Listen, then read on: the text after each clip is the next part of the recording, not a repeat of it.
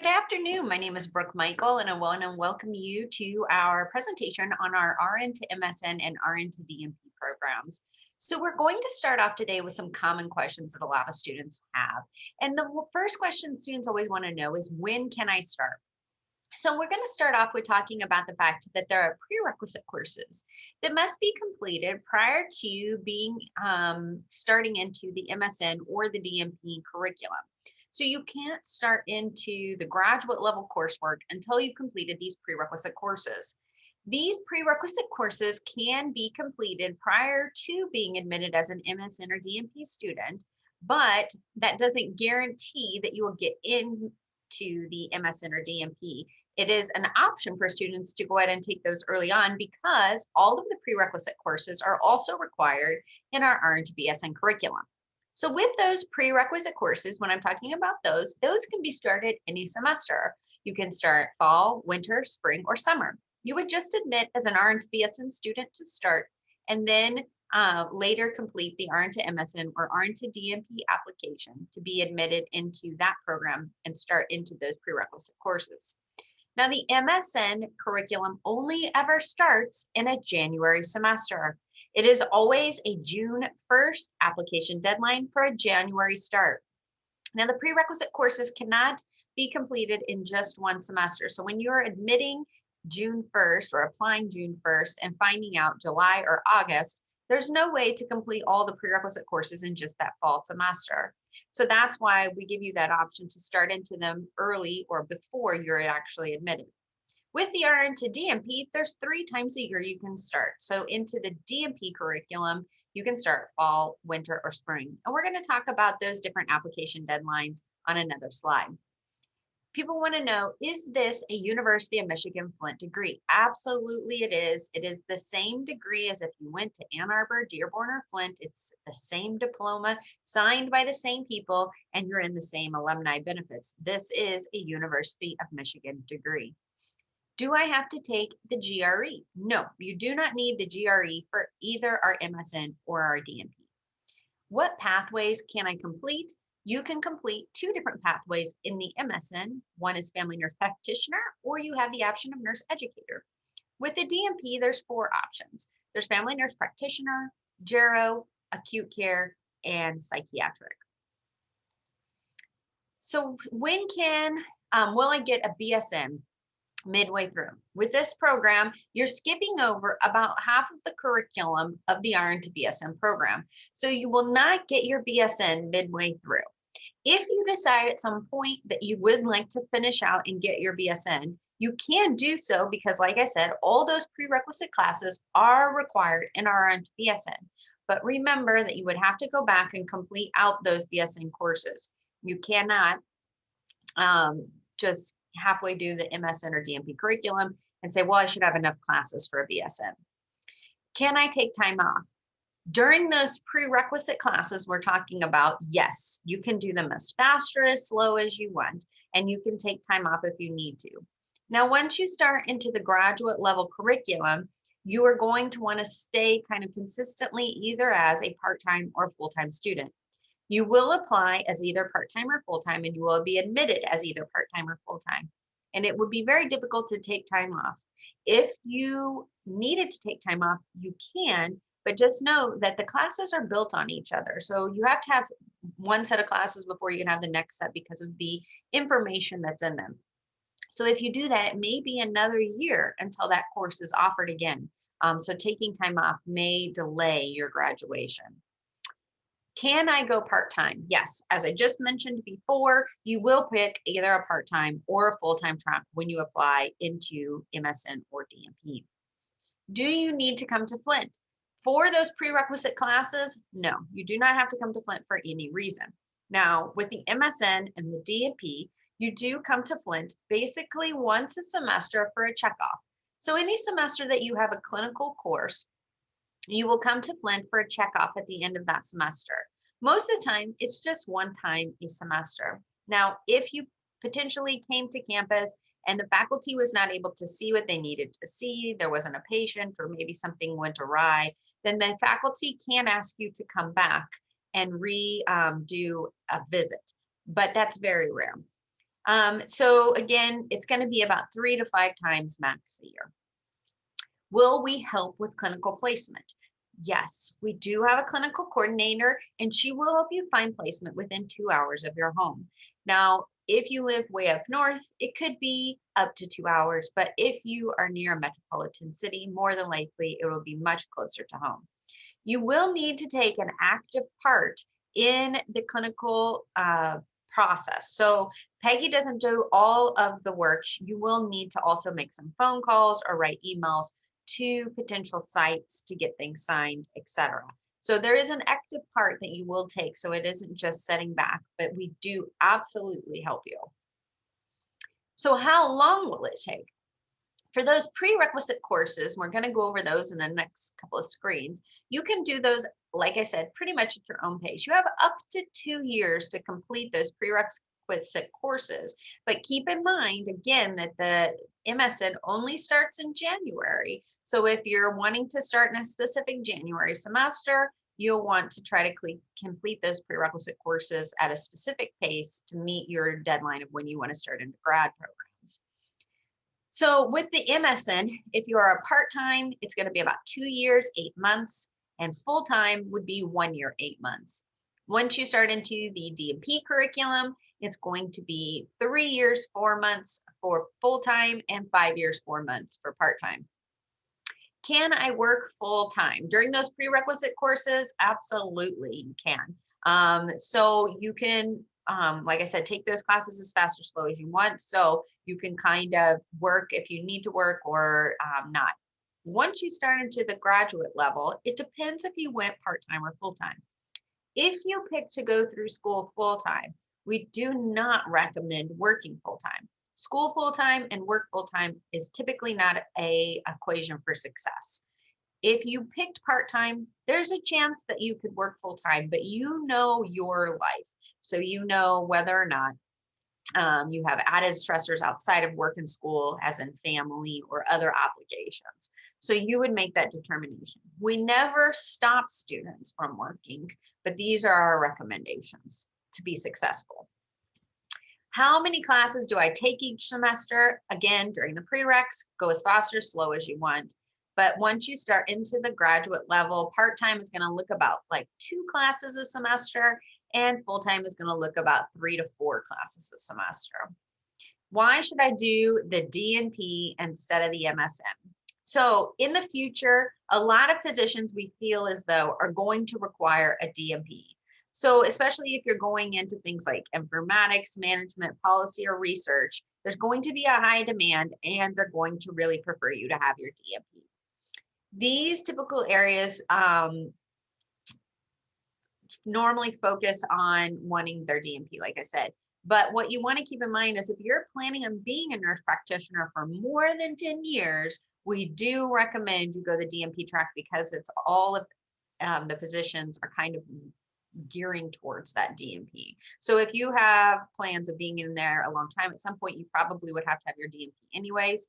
And it is faster to do that RN to DNP track or even BSN to DNP track than it's going to be to do your, RN to MSN even, and then MSN to DNP, especially if you plan to specialize.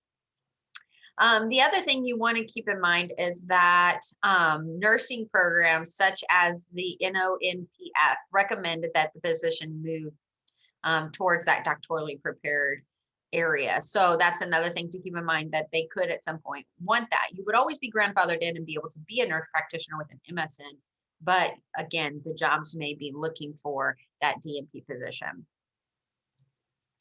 So admission requirements. So for the RN to MSN, you do need a valid RN license, and you must have a 3.5 GPA or better on your last 60 credit hours. So that's going to be the majority of your ADM. So that's what they're going to focus on is your associate's degree. Now you must complete your prerequisite courses, and we're going to talk about those on the next slide, with a grade of a B or better. The only exception is English, and statistics can just be a C. For the RN to DNP, it's very similar. Again, you need a nursing license, but the difference is that you need to have a bachelor's degree in a non-nursing area to do the RN to DNP track. So for example, a lot of students went to school maybe when they were young and got a degree in business or healthcare or something like that, and then decided to go back to the community college and get their associate's degree in nursing. This is a pathway that those students can do, again, because they have a previous bachelor's degree. You can do both of them, ones RN to MSN or RN to DNP with a previous bachelor's degree, but the RN to DNP cannot be done if you do not already have a previous bachelor's degree. Again, you need a 3.5 in your last 60 credit hours. So it's not going to focus as much on that previous bachelor's degree as it's going to be focused on your associate's degree courses. And then finally, all your prerequisites must be completed with a B or better. So these are the flyers for the different programs. We're going to go through 3 different slides that have the different flyers, and I'm going to go over and focus mainly what's in the blue box. So these are the flyers for our RN to MSN for nurse practitioner and also nurse educator, and this is for students that do not have a previous bachelor's degree in a non-nursing area. The top part in the white is mostly about admissions and the different requirements. We kind of already went over that, and we're going to go over it more on the next couple of slides. But what I want to focus in on these flyers is the bottom part where you see the prerequisite courses. And it says in yellow, these prerequisite classes are available online at UM-Flint. So again, you'll see they're going to be the same for both of these 2 tracks. You need English, which is equivalent to English 2, statistics, legal and moral, transition to professional nursing, integrated case studies, nursing research, transcultural, and community health.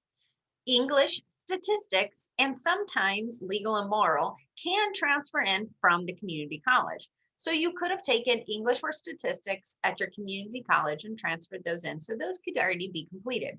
They do not expire, so you don't have to worry about how long ago you took them. For the legal and moral, if you came from a couple of different community colleges, those classes do transfer in. So for example, I know Washtenaw and Delta have a legal and moral decision making and nursing course, and those do transfer in. If you took that class at your community college and your ADM program and you believe it would be an equivalent, we can always do an evaluation of the transcripts or an evaluation of your syllabus to see. The other classes, for the most part, would be completed at the university. As you can see, there are too many classes to take in one particular semester. So that's why we do give you that option to admit as an RN to BSN student first and get started in those prerequisite courses. Because like I said, it only starts in a January semester. So if you're wanting to start into the MSN in January 2022, then you're going to need to get started now on those prerequisite courses. And you don't find out if you're admitted specifically into the RN to MSN until July or August of this upcoming year. So this is the RN to MSN family nurse practitioner and nurse educator with a previous bachelor's degree. The requirements are exactly the same, except for the fact that you do not have to specifically have English 2. So if you took English 2, great. If you didn't, but you have a previous bachelor's degree, we just waive it. So this is the RN to DNP flyer, and it's going to, again, be very similar as far as the courses that are required. What it's removed is both English and statistics. So again, if you have a previous bachelor's degree, it's going to waive those 2 things for the RN to DNP track. Then again, you could potentially transfer in legal and moral, but again, there's still 5 classes remaining, and it would be very difficult to take all 5 of those in one semester because it would be over 18 credit hours. So what are your next steps? The next, like I said earlier, we do suggest applying as an RN to BSN student first. Again, you don't have to take any of those prerequisite classes before you're admitted as an RN to MSN, but going ahead and being admitted as an RN to BSN student does do a couple of things. One, you've already sent in those transcripts. You don't have to send them in again when you apply as an RN to MSN or DNP. And 2, it gives us the ability to do an initial evaluation on your transcripts before you start into any classes. And then 3, like I said, if you wanted to start and get a head start on those pre-req classes, that gives you the opportunity to go ahead and start, because all of those classes we discussed are also required in the RN to BSN program.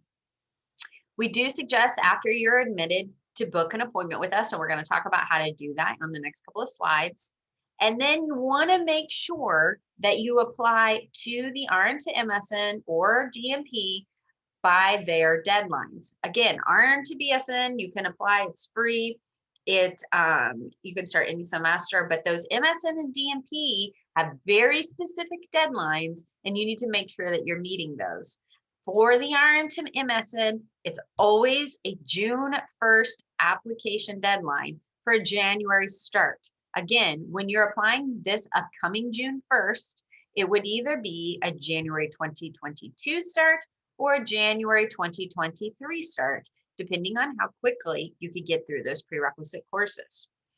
For the RN to DNP, the next application deadline is coming up is for March 15th.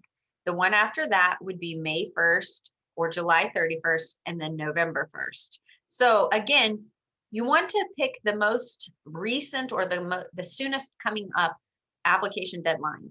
You again won't have to start in spring as far as the DNP curriculum. You would be starting in spring, for example, into the RN to BSN prerequisite courses. But you would know for a fact that you were admitted, and then you would have that 2 years to complete those prerequisite courses. So again, make sure you meet those deadlines. So this is how you apply to the RN to MSN and DNP. I'm not going to go through each step it specifically because you can look these up online or look through the slideshow, but I want to hit a couple of things. One, this one has an application fee of $55. That RN to BSN one is free. Two, there's deadlines. Make sure we meet those deadlines. And then three, the other thing you want to keep in mind, and this kind of throws students off, is that 3 recommendations are required from any combination of the following sources.